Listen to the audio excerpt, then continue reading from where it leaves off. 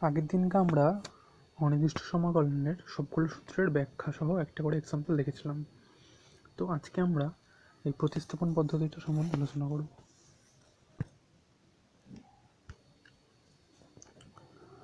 তো এই প্রতিস্থাপন পদ্ধতিটা কি?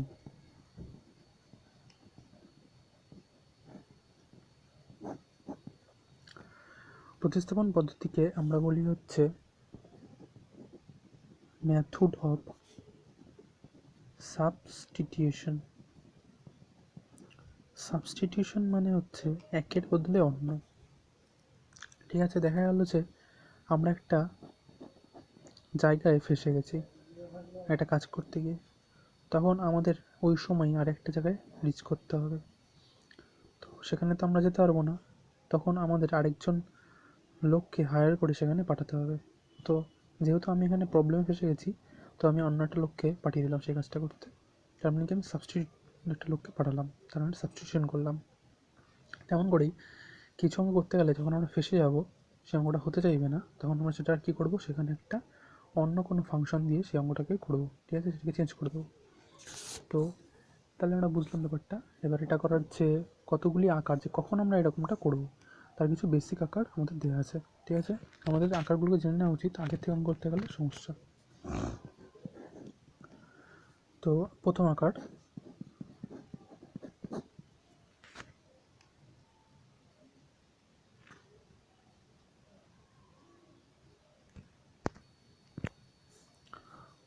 হচ্ছে এটা।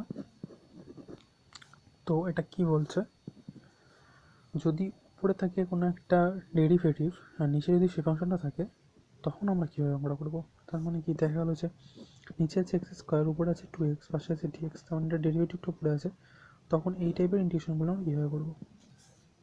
তো এটা করার জন্য নিয়ম দেওয়া হয়েছে যে নিচে যে ফাংশনটা থাকবে তাকে আমাদের ধরতে হবে একটা আলাদা ফাংশন, যেটা জেড ধরে নিলাম আমরা। তো আমরা এটা সাথে সাথে এই পাশেও করতে পারি, যে নিচের যে ফাংশন এটাকে আমরা ধরে নিলাম জেড। তো এবার এটা ডেরিভেটিভ করতে হবে, ডেরিভেটিভ আসবে F just X dx equal to dz, এটা ডেরিভেটিভ আর এটা ডেরিভেটিভ। তেমন করে এখানে আসবে 2x dx equal to dz. তাহলে এখানে আমি কী বসাবো, এবার যখন আমি সাবস্টিটিউট করে দেবো, তখন আমার অঙ্কের মধ্যে যাকে সাবস্টিটিউট করলাম তাকে আর দেখা যাবে না, তার মানে এই অঙ্কের মধ্যে আর এক্স দেখা যাবে না।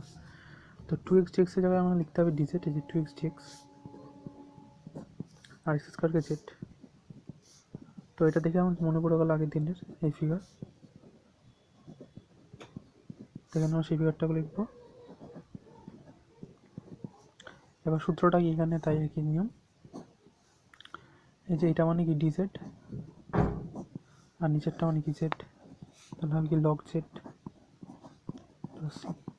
তো প্রথমটা আমাদের হয়ে গেল ক্লিয়ার। তো এখান থেকে এরকম টাইপের অঙ্ক দিতে পারে, আমি দুটো অঙ্ক দিচ্ছি, হচ্ছে হোমওয়ার্ক টাইপের, করে নেবে বাড়িতে। তো কি আছে, 2ax যোগ b divided by ax square bx যোগ c dx, এই একটা অঙ্ক। আর 2 নম্বর cot x dx একটা অঙ্ক। দুটো অঙ্ক করে নিতে হবে। ঠিক আছে, এই অঙ্কগুলোর উত্তর আমি লিখে দিচ্ছি। এটার উত্তর হবে লগ ax স্কোয়ার bx যোগ c প্লাস c, আর এটার উত্তর হবে হচ্ছে লগ সাইন এক্স যোগ c। এটা আবার পরে একটা সূত্র হয়ে যাবে। ঠিক আছে, আসলে সব অঙ্কই কিন্তু সূত্র। তো কী করতে হবে, এই নিচেরটাকে প্রথমে ধরে নিতে হবে জেড, কেন তাই, এটাকে cos x by sine x ভেঙে সাইন এক্সে জেড ধরতে হবে। তারপরে এই যে নিয়ম, পুরো একই নিয়ম। নেক্সট 2 নম্বর টাইপটা হচ্ছে F of X B dx. তার মানে কি, এখানে ফাংশনটার মধ্যে একটা জটিলতা এসে গেছে।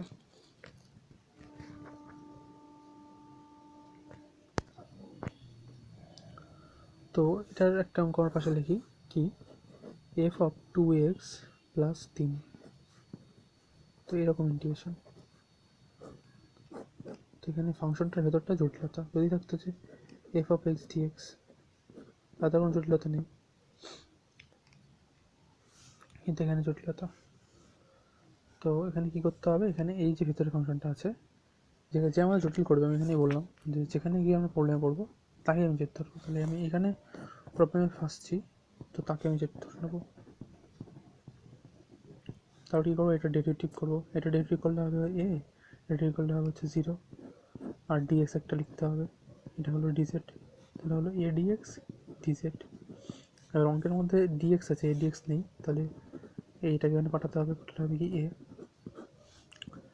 তো এখানে আমি কি লিখবো এফ, আর ফিগারটা কত হয়েছে জেড, আর এখানে কি দাঁড়িয়েছে ডিএক্সের ভ্যালু, ডিএক্সের ভ্যালু হচ্ছে ডিজেড বাই এ।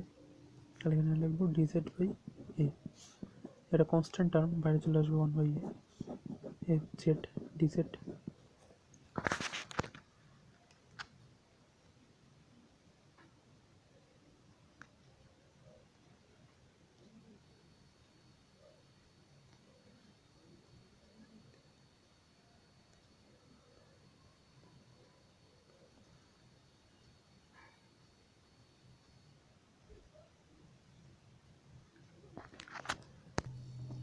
তো এবার আমরা এটার ভ্যালুটা বার করবো। এবার তো এটা ইজি হয়ে গেল। আচ্ছা, কিন্তু এত ইজি টাইপের অঙ্ক পরীক্ষা দেবে না, পরীক্ষাতে একটুখানি গোলমেল পাকালের অঙ্ক আমরা একটা দেখিনি করে। সেটা হচ্ছে একটা অঙ্ক সেক্স স্কোয়ার 2x + 3 ডিএক্স। তো কতদিন আমরা এই সূত্রটা দেখেছিলাম, দেখি সেক্স স্কোয়ার এক্স ডিএক্স, এটা থাকলে কী হবে, তাহলে একটা হবে হচ্ছে -10x + c। তো এখানে এখানে এটা জটিলতা সৃষ্টি করছে, তাহলে এটাকে আমাদের চেক করতে হবে। তাহলে এখান থেকে আসবে 2dx = dz। তাহলে এখানে ইন্টিগ্রেশনটা সেক্স স্কোয়ার, এটা জায়গায় বসাবো হচ্ছে জেড, আর এইটার জায়গায় বসাবো dz/2। তাহলে এই 2 বাইরে চলে আসলো, আর এখানে আসছে সেক্স স্কোয়ার dz। উত্তর কী দাঁড়াবে, -10z + c, -10z/2 + c। আর জেডের ভ্যালু হচ্ছে 2x + 3, সেটা বসাতে হবে। তো এটা আমাদের এখানে কমপ্লিট হলো। তো এটা এবার কিন্তু করতে হবে আমাদেরকে। তো এটাতে কোনো ক্লিয়ার আসলো। আচ্ছা, এবার আমরা অন্যটা দেখি, বাকি সূত্রগুলো।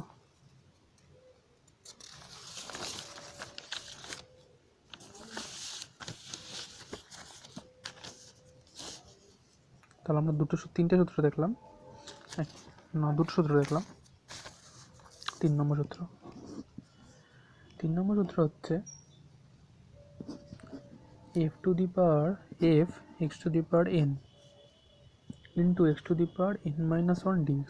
যদি এই জায়গায় কোনো অঙ্ক থাকে, এটা বুঝতে অসুবিধা, আমরা এখানে একটা অঙ্ক লিখে নিই। কী অঙ্ক লিখি, আচ্ছা এটা একটা অঙ্ক লিখছি, x² two the power x³ dx। তাহলে একটা এক্সের ফাংশন হলো, এখানে আবার ইয়ের ফাংশন এসে গেল। আমরা সেম সেম চাচ্ছি একেবারে, পুরোপুরি সেম সেম হবে না। আচ্ছা,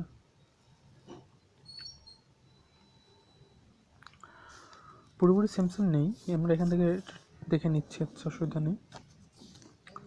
প্রথমে এই অঙ্কগুলো তাতে কী করতে হবে, এখানে যে x² n আছে তাকে জেড ধরতে হবে। এটা ডেরিভেটিভ কি, n x⁻n-1 dx = dz। এটা ডিফারেন্সিয়েটর। এটা তো অঙ্কের মধ্যে এই পার্টটা অ্যাভেলেবেল আছে, অঙ্কের মধ্যে এই পার্টটা, যে পার্টটা রাখবো বাকিটাকে আমরা এই পাশে পাঠিয়ে দেবো।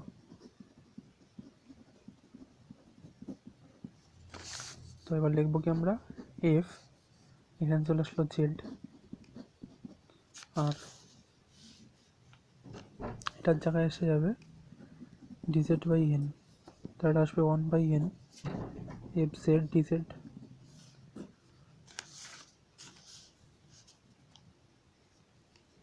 তো এবার আমাদের কী করতে হবে, এবার এটা অবকল করে নিলে হয়ে যাবে। তো এবার আমরা এটা দেখি, তার মানে এখানে আমাদের এই x² জেড ধরতে হবে নাকি কিউবটাকে জেড ধরতে হবে, আমাদের x³ জেড ধরতে হবে। আসবে 3x² dx = dz। তো অঙ্কের মধ্যে x² আর dx আগের থেকে আছে,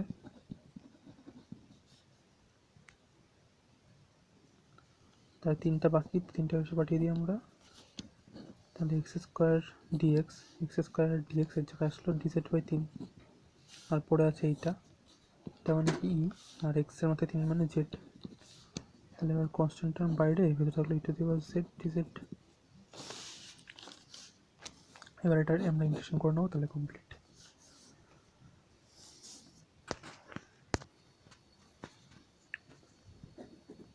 নেক্সট টাইপ হচ্ছে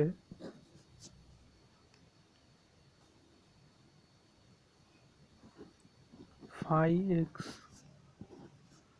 to the power n phi dash x dx।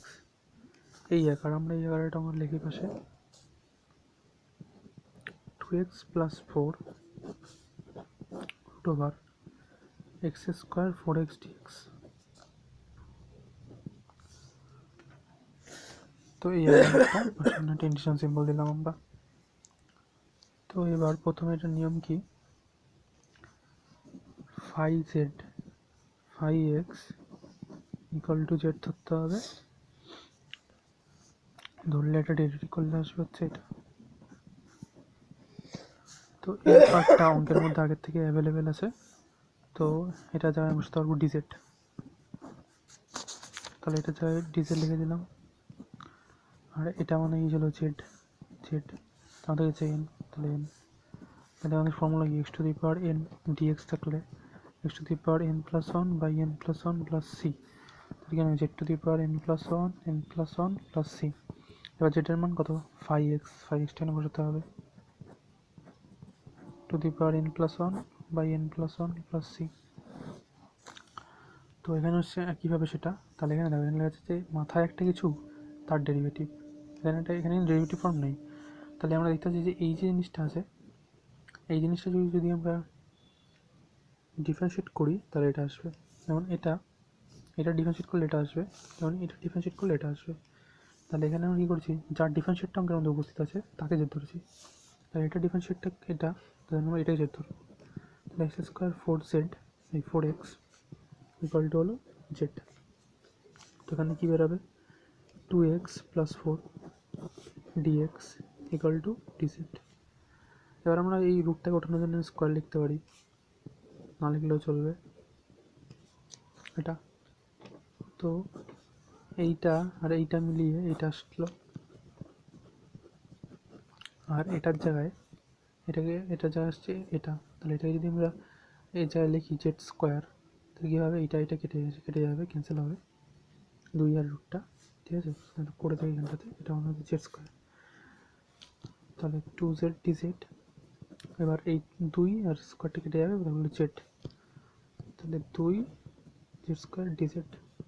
তাহলে 2 এটা মানে কত, জেড কিউব বাই 3 যোগ সি, তাহলে 2/3 জেড কিউব মানে কি, এই যে এইটা এক্স স্কোয়ার 4x। এখন এই স্কোয়ারটা পাশে আসলে কী হবে, স্কোয়ারটা পাশে আসলে হবে এটার মধ্যে হাফ, তাহলে এখানে আমি কী লিখবো, হাফ, তার মধ্যে কিউব, তাহলে 3/2 যোগ সি, ঠিক আছে। তাহলে এইভাবে আমরা এইটার থেকে এটাতে আসলাম।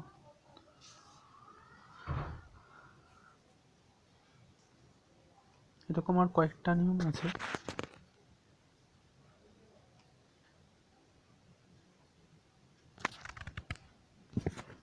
আচ্ছা, এখানে এরকম একটা সিমিলার টাইপই আছে। সিমিলার টাইপটা হলো F phi X phi dash X dx, এই টাইপটা। এখানে কিন্তু এটা জটিল টাইপ একটা, এই টাইপের একটা অঙ্ক লিখে নিই, তাহলে বোঝা যাবে। কোটা আমরা অন্য জায়গায় লিখি,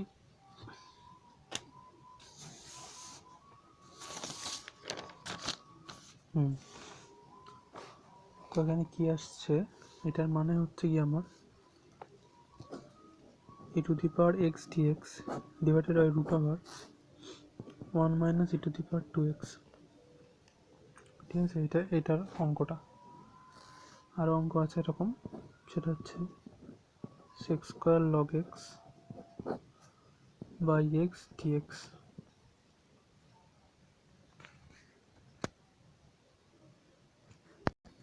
এই টাইপের অঙ্ক। তো এই টাইপের অঙ্কগুলোর জন্য আমাদের এই ফর্মুলাটার থেকে শিখতে হবে, মানে এই টাইপটা হচ্ছে এই টাইপটা। এখন আমরা এই টাইপ থেকে এই টাইপটা খুঁজি যে এই টাইপটার সাথে এই টাইপটার মিলটা কি। এখানে আছে হচ্ছে f dash x, five dash x, আর এখানে আছে ফাইভ এক্স।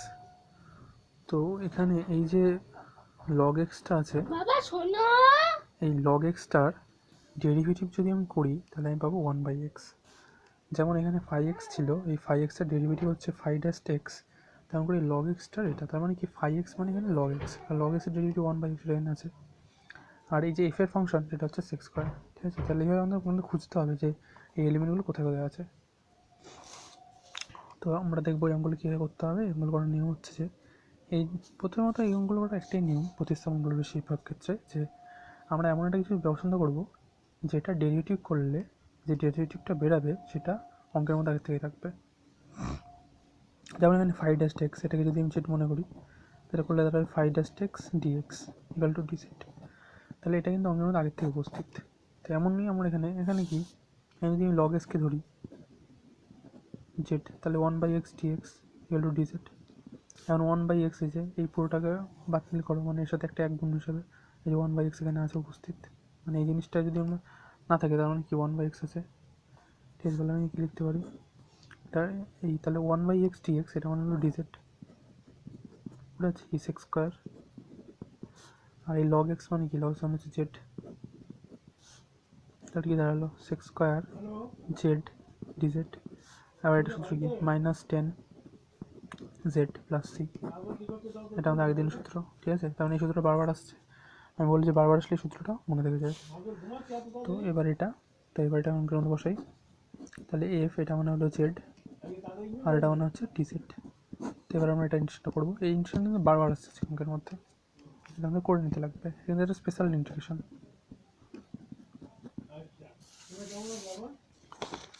আচ্ছা next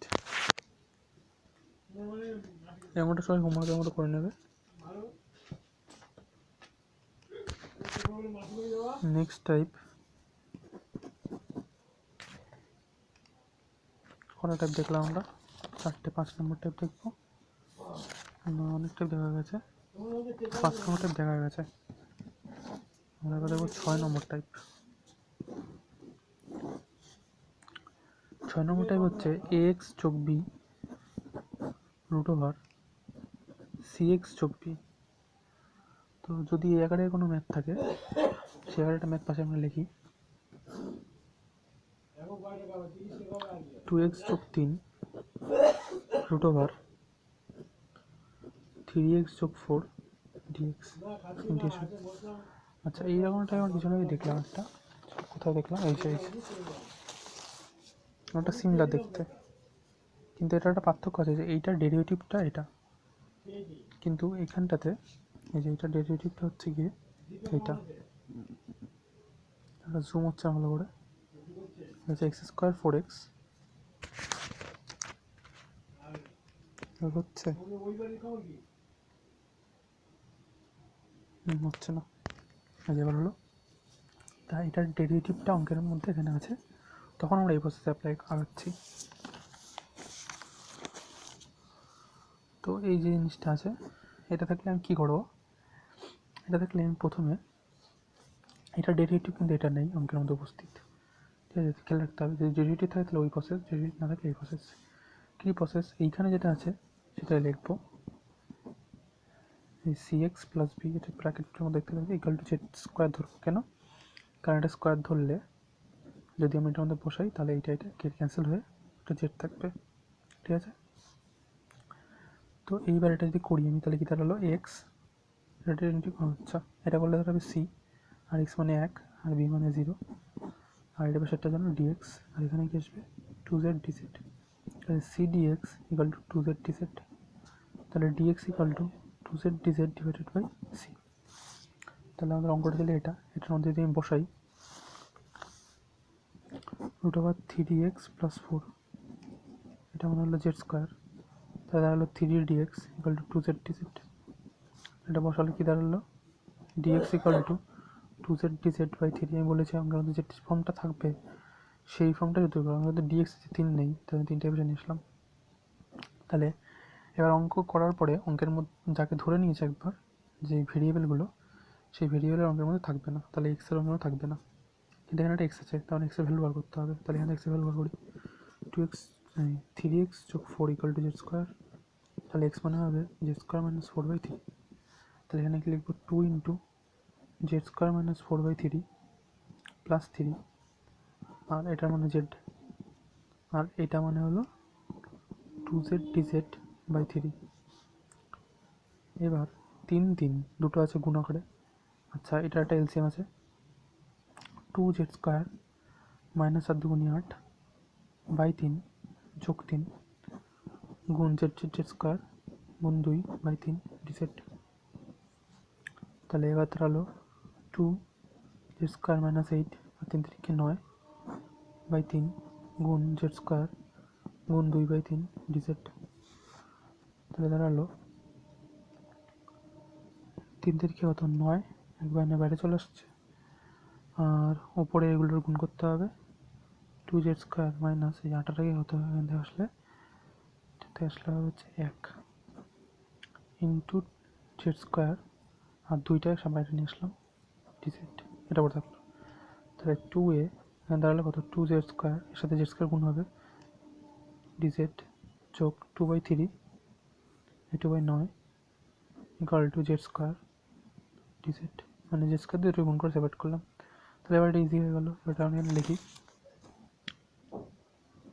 2/9 2z square into Z square DZ যোগ 2/9 জেড স্কোয়ার ডিজেড। তাহলে 2/9, 2 বাইরে ছিল 4, Z to the power 4 dz 2/9 Z square dz. এবার তো আমরা ওই X to the power n+1/n+1 C দিয়ে করে নিতে পারবো। তাহলে এটা হয়ে গেল। আর হচ্ছে 7 নম্বর,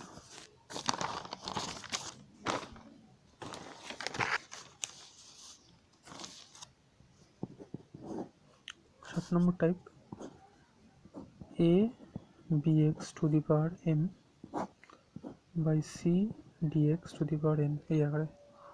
কোনো ডেরিভেটিভ অ্যাভেলেবেল নেই, উপরে একটা মানে ইন্টিজার, নিচে একটা ইন্টিজার মাথায়।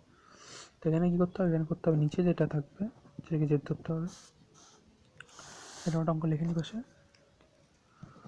2 + 5x to the power square আর 3x to the power half dx.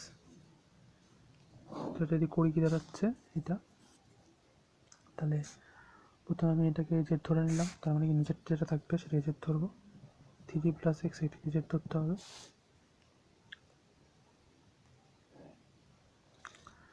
আচ্ছা, এটা কিন্তু ইন্টিজারে নেই, পূর্ণ সংখ্যায় নেই, কিন্তু ফ্রিকশন আকারে এসে গেছে। তাহলে 3-এর ডেরিভেটিভ হলো 0, এটা ডেরিভেটিভ 1, আর এক্সের জন্য ডিএক্স ডিজেড। তাহলে সেটা ডিএক্স ইকুয়াল টু ডিজেড। অঙ্কের মধ্যে ভ্যালু পুট করি। ভ্যালু পুট করার নিয়ম কি, যে অঙ্কের মধ্যে যেটা ধরে নিয়েছি যে ভেরিয়েবলটা সেটা থাকবে না, তাহলে ভেরিয়েবল ভ্যালু বার করতে হবে, দিয়ে 3টে বেশি নিয়ে যাবো। তাহলে z-3, তাহলে 2 + 5 আর এক্স মানে হলো z-3 square divided by 3a + x to the power half, এটা মানে ধরেছি জেড, তাহলে হবে কি, এটা মানে Z to the power half into dz, dx equal to dz, এখানে কোনো চেঞ্জ নেই। এবার কি,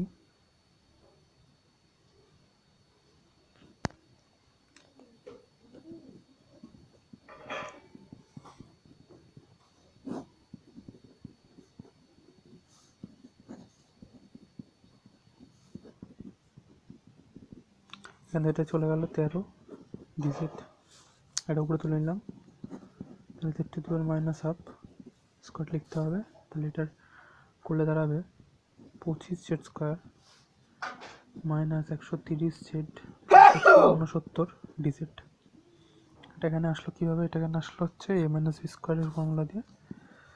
আচ্ছা, তাহলে এবার করলে কী দাঁড়ালো, সবাইকে এটাতে গুণ করে দিই, 25 জেড স্কোয়ার গুণ z to the power minus half minus 130 z গুণ z to the power minus half dz যোগ 169 into z to the power minus half to dz. তাহলে এবার দাঁড়াচ্ছে 25। তাহলে এবার গুণে হলে পাড়ে পাড়ে যোগ, তাহলে 2 আর মাইনাস হাফ যোগ করতে হবে। তাহলে 2 নিচে আসলো, 2 দুগুণে 4 মাইনাস 1, 3 2 ডিজেড মাইনাস 130। এখানে আছে 1 হাফ, তাহলে 1 থেকে হাফ গেলে থাকবে হচ্ছে হাফ ডিজেড যোগ 170 Z to the power minus half DZ. এবার করতে হবে কি, এইগুলো কনস্ট্যান্টগুলো বাইরে চলে যাবে আর ভেরিয়েবলগুলো ভিতরে থাকবে।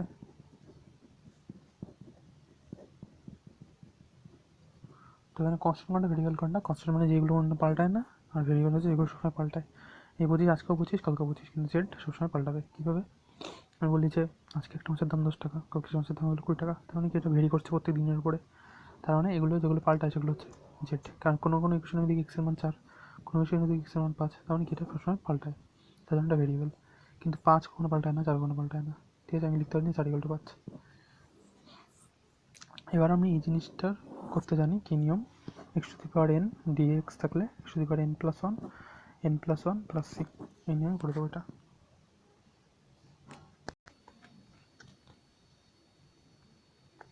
আচ্ছা, 8 নম্বর নিয়ম। 8 নম্বর নিয়ম হচ্ছে e two the power x, এটা হচ্ছে ফেমাস, পরীক্ষাতে অনেকবার দেয়, f জাস্ট x dx, এটা সকলেই জানে মোটামুটি। এটার নিয়মটা হচ্ছে যে এইটাকে e two the power x এর সাথে fx এটাকে নিতে হবে, নিচের ধরতে হবে, তাহলে আসবে কি ইউভি নিয়ম কি, প্রথমে এটা বসলো, এটা ডেরিভেটিভ, তাহলে এটা বসছে, এটা ডেরিভেটিভ কিছুই না, এটাই নিজেই, আর ডিএক্স লিখতে হবে, এটার জন্য ডিজেড লিখতে হবে। এবার তাই দুটোর মধ্যে এটা কমন, এটা লিখলাম এফ ড্যাস্ট এক্স যোগ এফ এক্স ডিএক্স, দুটো সেম সেম এসে গেছে, তাই এটা ধন্য ব্র্যাকেট করে দিলাম ডিজেড। এবার এই অঙ্কটাই এখানে লেখা আছে সেম সেম, তাহলে এখানে কি লিখবো ডাইরেক্ট, এই পুরোটার ভ্যালু হচ্ছে ডিজেড, তাহলে পুরোটা হলো ডিজেড, তাহলে আমি জেড যোগ সি, জেড মানে হলো কি এটা two the power x F x যোগ সি, ইজ কমপ্লিট। এটা সব, এটা অনেক করতে, আর এটা হচ্ছে ইজি।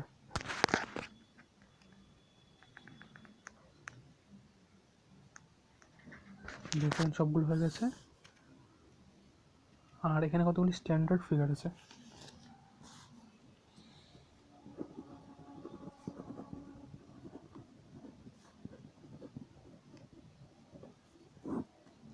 স্ট্যান্ডার্ড ফিগারগুলো হচ্ছে tan x dx equal to log sec x plus c, cot x dx equal to log sin x plus c,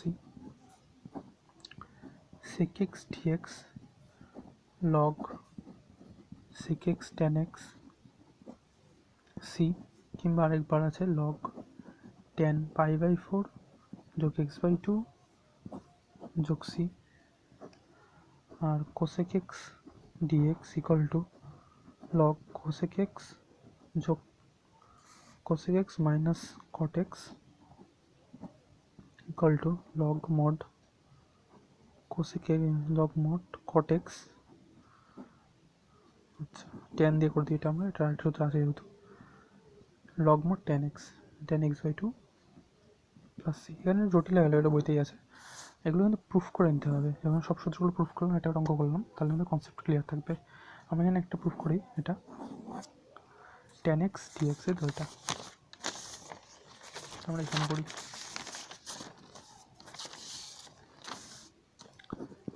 তো tan x dx এটা করলে কী দাঁড়াবে, এটা করার নিয়ম হচ্ছে প্রথমটা ভাঙো sin x by cos x dx। এবার এটা করার নিয়ম কি, উপরটা নিচেরটা হলে কী করতে হবে, এটাকে জেড ধরতে হবে।